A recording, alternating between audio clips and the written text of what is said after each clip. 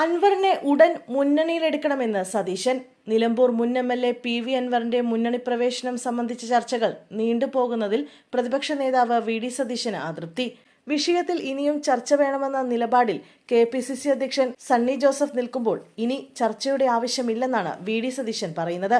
ഇക്കാര്യത്തിലെ അതൃപ്തി സതീശൻ നേതാക്കളെ അറിയിച്ചു. പി.വി. അൻവറിനെ അസോസിയേറ്റ് അംഗമാക്കാനായിരുന്നു നീക്കം. എന്നാൽ അൻവറിനെ മുന്നണിയിൽ ഉൾപ്പെടുത്തണമെന്നാണ് സതീശൻ ഉന്നയിക്കുന്ന ആവശ്യം. കെ.പി.സി.സി. നിലപാടിനെ തുടർന്നാണ് തീരുമാനം വൈകുന്നതെന്നും വിഷയത്തിൽ ഉടൻ തീരുമാനം വേണമെന്നുമാണ് സതീശന്റെ നിലപാട്.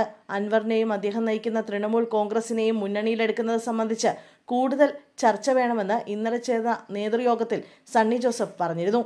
എന്നാൽ നേതാക്കൾ തമ്മിൽ ധാരണയിലെത്തിയ വിഷയത്തിൽ യു.ഡി.എഫ് യോഗത്തിൽ ഇങ്ങനെയൊരു നിലപാട് സണ്ണി ജോസഫ് സ്വീകരിച്ചതിൽ സതീശന് അതൃപ്തിയുണ്ട്.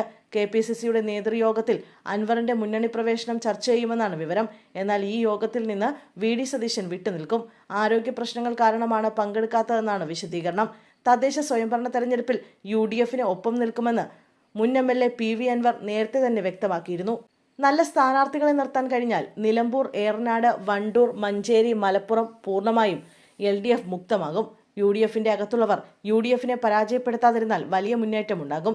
തദ്ദേശ തെരഞ്ഞെടുപ്പിൽ യു.ഡി.എഫിനെ പരാജയപ്പെടുത്താൻ LDFന് സാധിക്കില്ല. യു.ഡി.എഫിനായി പ്രചാരണ രംഗത്ത് സജീവമാകുമെന്നും അൻവർ പറഞ്ഞു.